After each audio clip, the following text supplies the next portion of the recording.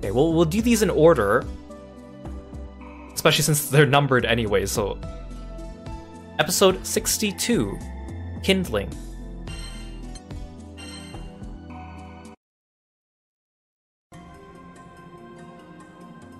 The Grand Cypher sets Lancelot and Sophon's teams down at their destinations, and turns its nose towards Fremel, Island of Fire and Industry. There, Gran and his group are to infuse the first Primal with divine power. It's baking hot here, as per the usual. Lyria, Vern, you doing okay? I'm melting.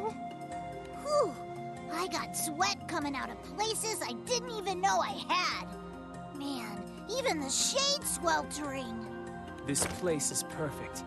Here, the heat will act as tinder to the fire element and allow its power to blaze forth.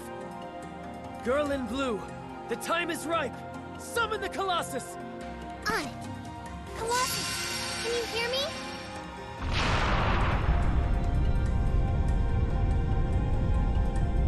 Titan-clad in steel etern, in thee shall sacred fire burn!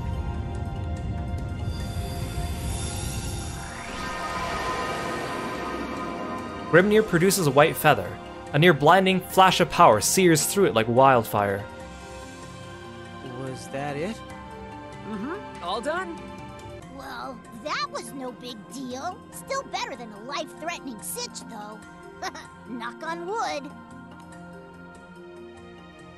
One element down, 3 to go. Things are progressing smoothly for Gran and his team. Meanwhile, in the Valt's duchy, Jita's been hauled to a hot spring to recoup from her injuries. Captain, over here. Time for bath time with sister. See, again. See what I mean? I know I had my rant about Narmaya back when we first met her in this game, but do you see what I mean?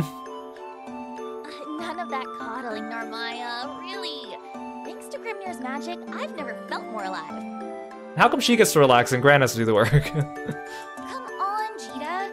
Gran struck out first so you could get some rest. If the captain's not at 100, neither's the crew. I promise, guys, I'm as good as new. You went to hell and back. Scars aren't just skin deep, Jita. Rest. Oh, I was about to say, oh, it's like a girls' night out, and then here comes Eustace of all people. Eustace, you too? Oh, you all are a bunch of big worrywarts.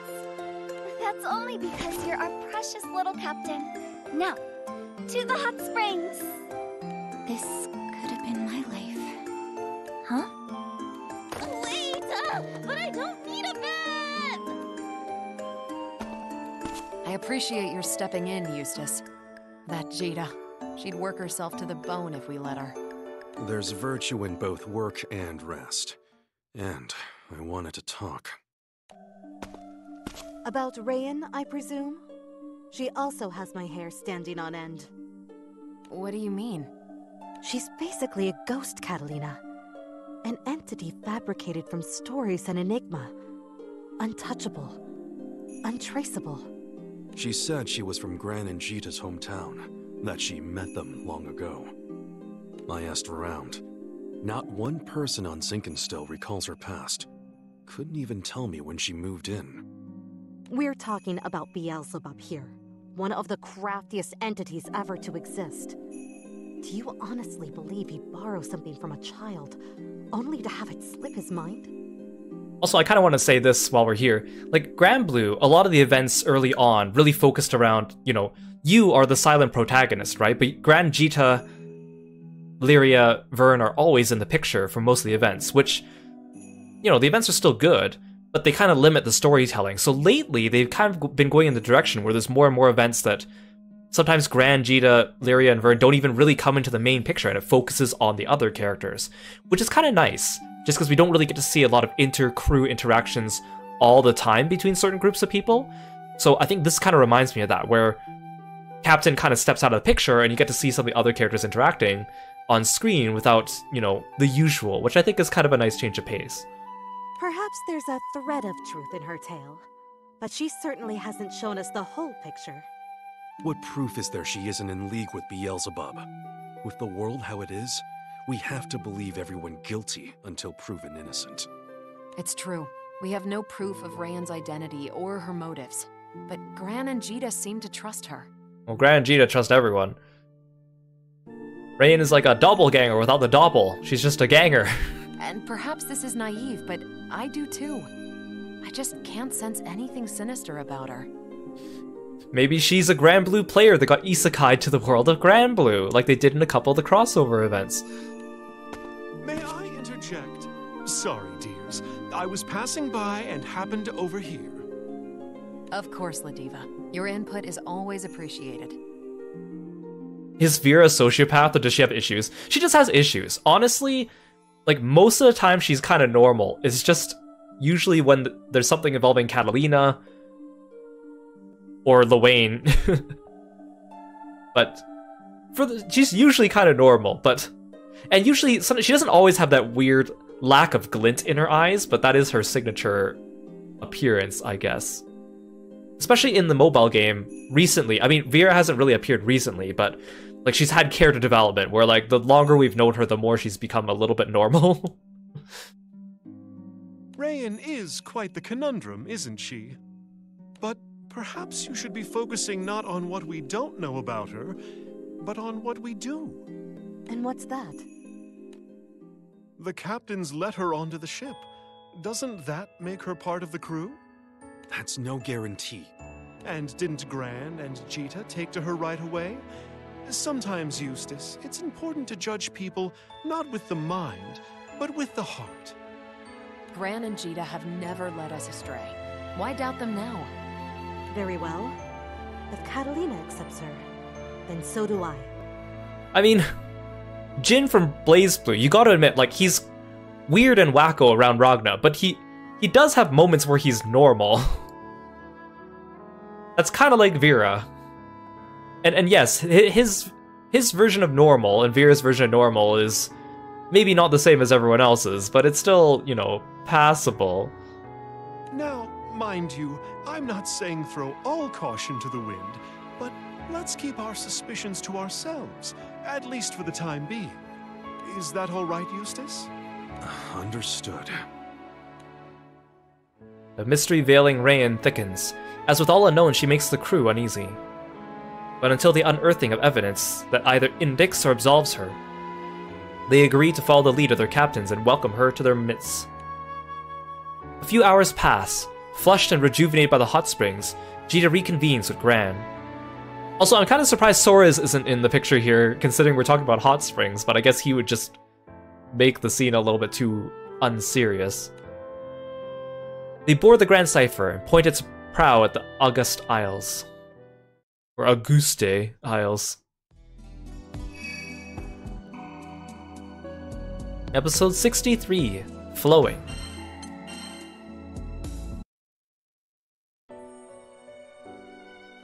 The Angel of Ray has invested the first primal, Colossus, with the divine power of fire. Now they walk along the lovely shores of August. Here on this isle winks the vastest sea in all the skydom. They turn and stand as a captive audience before a curtain of water. Lyria raises her voice over the misty roar. Answer me! Leviathan! We didn't 3D model Leviathan, so here's a 2D art piece. Sea. Sacred water course through thee!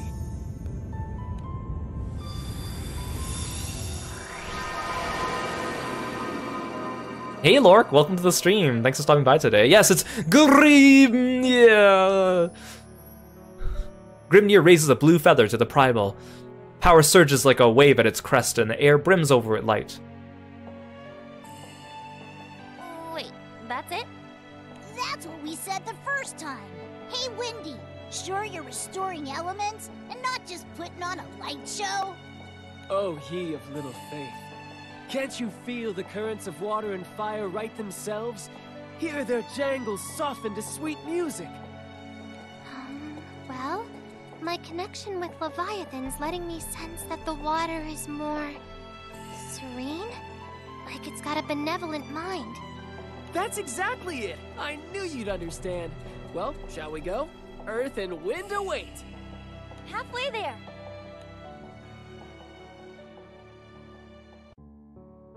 while Jita's group stands looking at the eddies of water and listening to its buoyant, burbling voice. Gran and his group are restocking the ship's stores in August's capital, Miserea.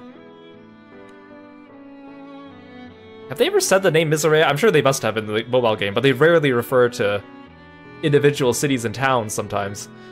The city lies near the heart of the Isles and boasts the status of a special economic hub. As one of the grandest displays of civilization in Zegagran Skydom. Zegagran? Is that the name of this Fantagran without angels? They hadn't named it up till now. Miserea enjoys as many tourists as the neighboring beaches.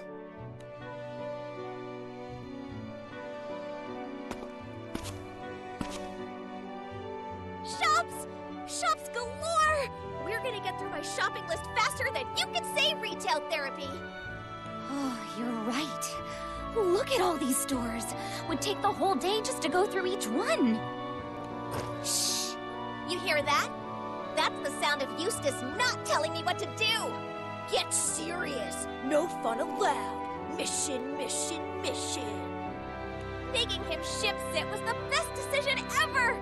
It's just us girls and Gran! We're gonna shop till we drop! You're not serious? I'm not sure retail therapy is the best way to cope with a murderous astral hovering over our heads. Rayan, dear, is this your first time to Auguste? It's my second time, but my first visit was long ago. The towns and cities were a lot smaller then, and emptier. I was on the lookout for shops I've been to, but I think they're all gone. Well, what say we make some new memories? I say that sounds wonderful. So, was your first visit to Auguste when you were a kid? Actually, I was with my crew. Your crew? She is a Granblue player. Oh, did I say my crew? Silly me, I mean a crew that I begged a ride off of. Ooh, look at all this weird stuff. What is it with Auguste and sharks, am I right? Are you really like an isekai player or something, Ryan? That's what I'm leaning towards right now. You know how we say it rains cats and dogs? Well, in Auguste, it rains sharks! Literally! Was that before or after the zombies? So again, in Auguste, that's usually where they have all the summer events, which are usually more lighthearted, but usually some wacky enemies come. Like there was a year where there was a shark attack, there was a year when there were zombies, there was a giant watermelon man, there was all sorts of stuff. Zombies? I think it's time we shopped for food. Bee, would you be a dear and flit around for souvenirs? And take Rayan with you. It's not every day we come to Auguste. Find something lovely to commemorate the occasion. Treasure Hunter V reporting for duty! Let's go!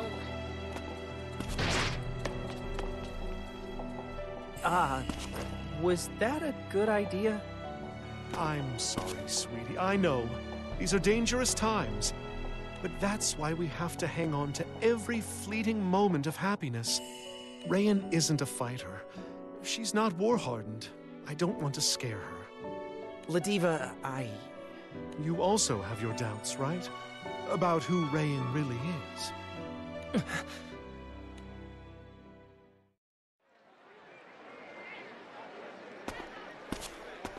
I got the goods, I got the loot!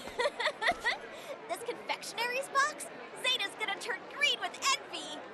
This may be our last shopping trip for a while, so it's good we got everything we needed, and then some. What is going on here? Yeah, Eustace! Shouldn't you be back at the ship? Hey, Dreamu-chan, welcome to the stream today. Yeah, and so should you. I was sure something had happened. Oh, and hey, Girlfriend76, welcome. In war, 1 minute can be the difference between life and death.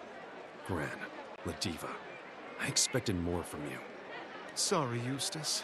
We had so much fun taking in the sights, we lost track of time. Now, let's make a beeline for the ship right away.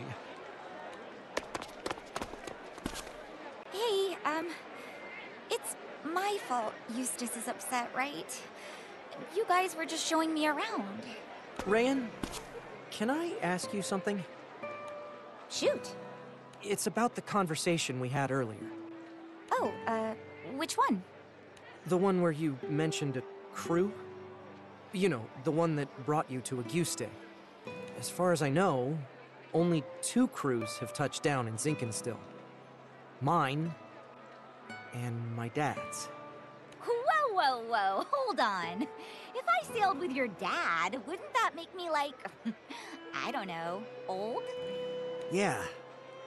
Yeah, I guess it would, wouldn't it? Sorry to bring up such a weird topic. Yeah, only 2 crews in the history of everything? I know Zinkenstill's like country bumpkin land, but still. And, I mean, we have members of the crew that have traveled with Gran's dad, so, I mean, it's not impossible. Come on, we should get back to the Grand Cipher. Especially if she's not human. I mean, she does have elf ears, so what's up with that? She doesn't look Harvin.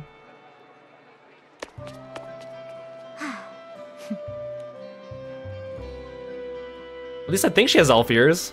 Am I just imagining that? Among the stalls and chatter of August, thoughts of Lucilia slip from the crew's mind. It's not until they're back on the ship that the full weight of their mission descends on them again, and they set course for verdant Lumacy. Yeah, her hair is blocking it. Did I just imagine the elf ears, or... I don't know. Episode 64, Blooming.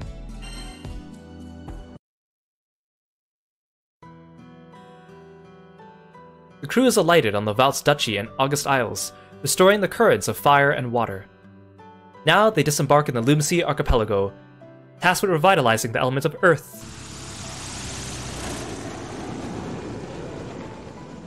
Maiden of the Petal Fair, to sacred Earth thy flesh be heir!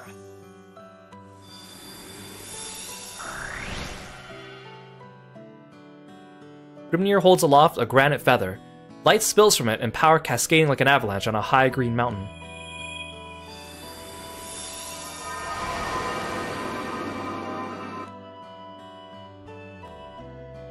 Great! That takes care of Earth. At this rate, we'll have the angels back in no time. Ha! For Grimnir, there is no task too great to handle. Failure is not in my dictionary! So it's just wind left. There's Colossus for fire, Leviathan for water, and Yggdrasil for earth. Tiamat's wind, but she was the guardian of Port Breeze. And with Port Breeze destroyed, I will wear the mantle of the Wind's Primal. Yes, we'll have to sail to where the island stood. Oh, I know why I think she has elf ears. It's because she has this, like, earring. And it's, like, gold colored, but it kind of looks like skin color, and it's also pointy, so I just assumed that was, like, her ear. That's why I thought she had elf ears.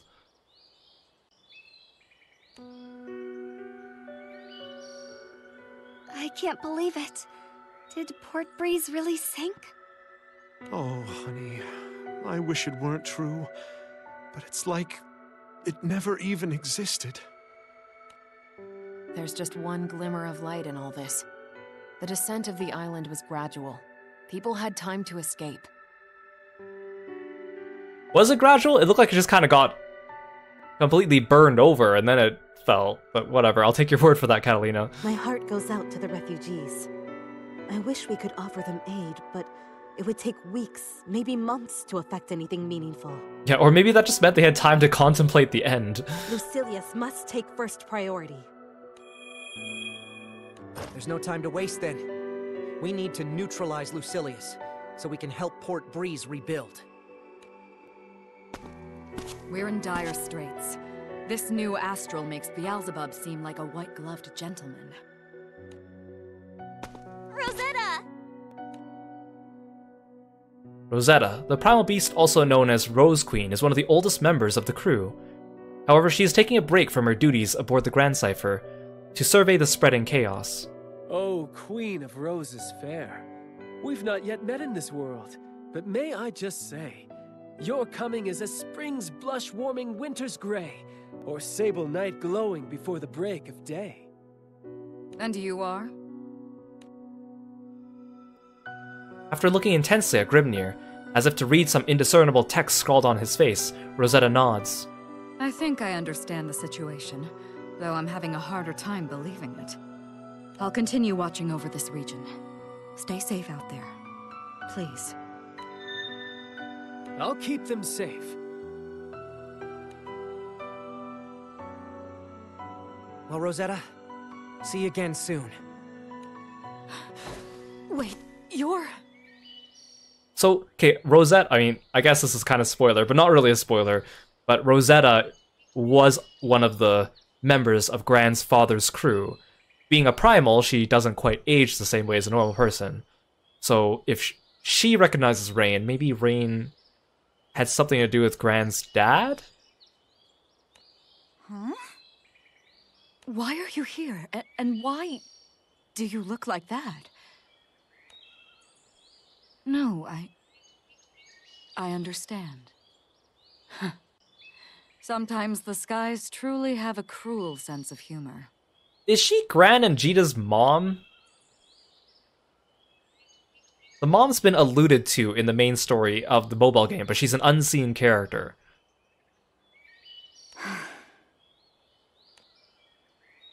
Take care.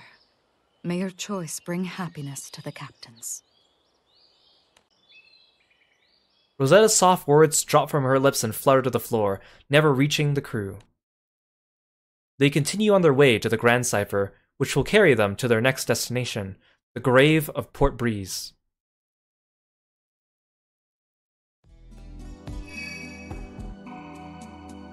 Episode 65. Gusting. Do I get to play as Grimnir? Darn it. Can I play as Seox? Oh, I can only play as the people that are actually with me. Okay, well... Oh no, not Narme. Okay, well at least I can take Eustace with me. That's all that matters. Yeah, Gran's father is also an unseen character. But he's mentioned a lot more than the mom. In the mobile game, at least.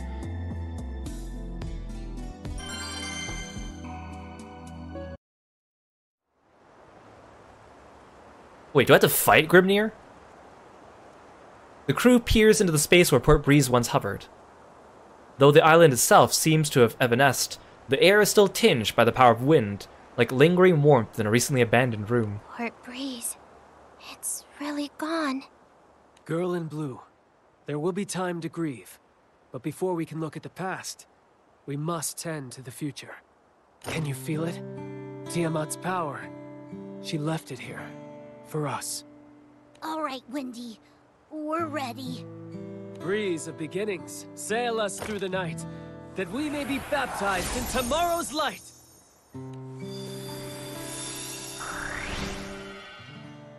Grimnir conjures a final auburn feather. A gust of power rumbles through it with a stormy flash of light. Are we good now? Not yet. I may be a god of war, a disciple of wind, but there's a vital component to Tiamat's power which I lack. That's faith. Faith is like a great oak you nurture. You must water it, care for it little by little, day by day, until it grows big enough to shelter you. Tiamat spent epochs among the people of Port Breeze, bolstered by their devotion. Even for a primal of my level, without time, her wind will prove too much for me to control. That's why we needed primals contracted to islands. Because they live with people. So, what now? Back on Sinkinstill, you seemed pretty sure you could do this. You must defeat me, singularities. I knew it. Say what? Just as the feathers conferred power on the island primals, I was invested with control over the four elements. Though I can't replace Tiamat, I can proctor the trial of the Primarchs. If you prevail, causality will look to the Primarchs to grant you benediction. And when the angels are found missing, they'll be reinstated. Hey Juga, welcome to the stream today. Thank you so much for stopping by. Yeah, that was Raphael's feather that he had. There was always the possibility we'd fail to gather 4 primals of power. You didn't think I'd fail to devise a backup plan, did you? But we can't... Oh, don't look so sad, Singularity. Even if you defeat me, I won't disappear. Would be a poorly thought out trial then, wouldn't it? I must ask that you lay it all on the line. You'll be braving the full might of an angel. Well, crew, what say we get cracking? All right, Grimnir. No holds barred. Come! Face the war god! The mad cyclone! Grimnir! Mortals, test your hearts against storm and spear! Listen to Grimnir's battle theme, yes! But a new version of it.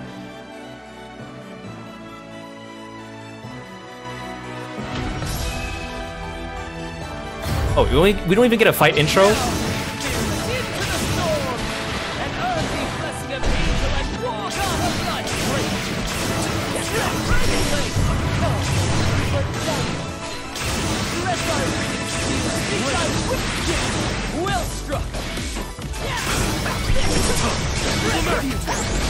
Yeah, that music. He's kind of a chump.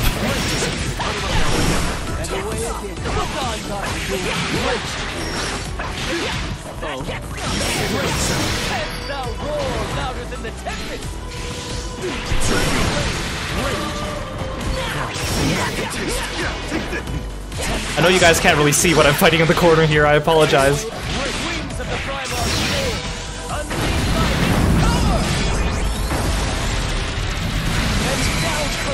Oh, sorry, Eustace.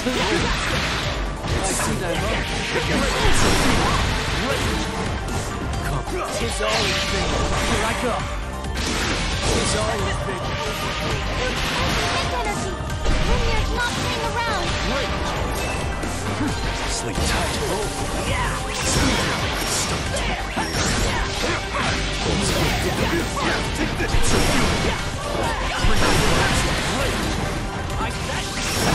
Tis the final trial. Stay thy course and win victory sure. Come on, Grimnir.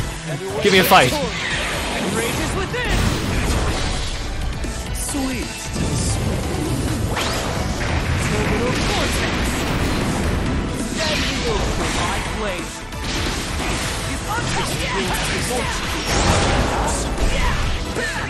Is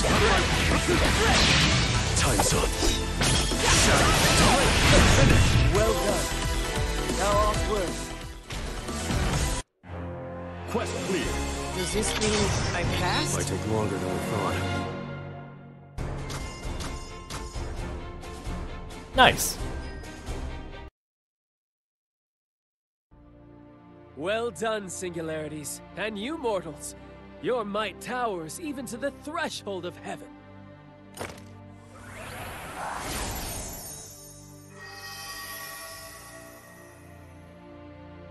So, the angel's back or what? I'm not hearing any fanfares. Finally, we're gonna meet Sandalphon.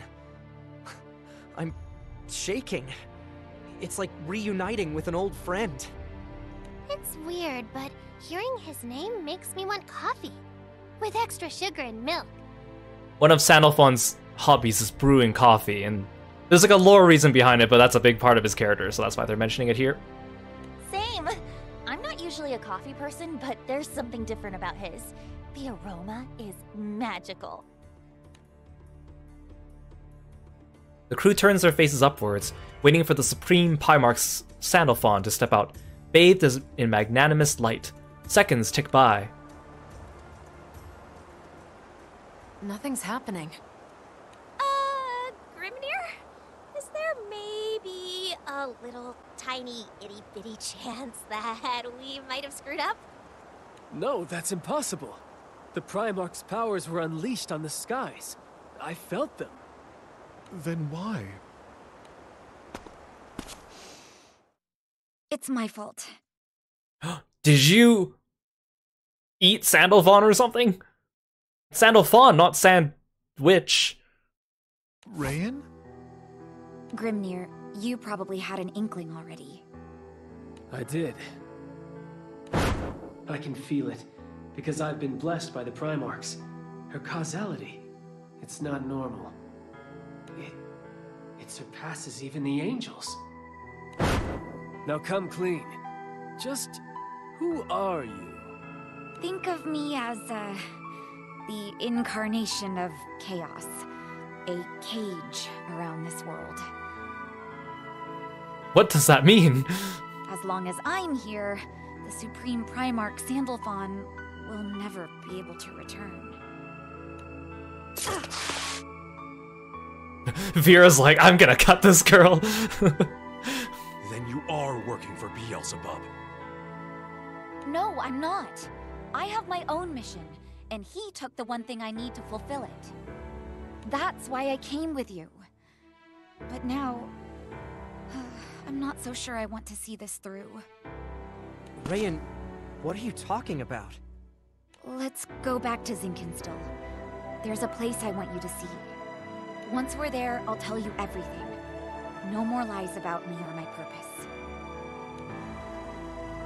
She's the in-game lore reason why Sandalphon is gonna be a DLC character.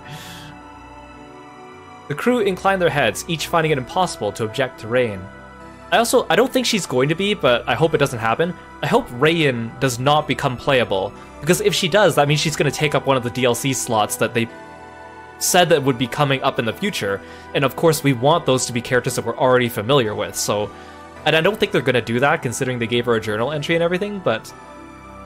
Well, I guess they gave a journal entry to other characters that later become playable, but still, I don't think it's going to happen, but I'm going to hope it also doesn't happen.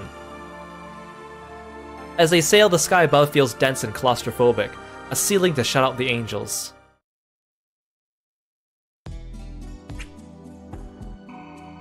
Damn it.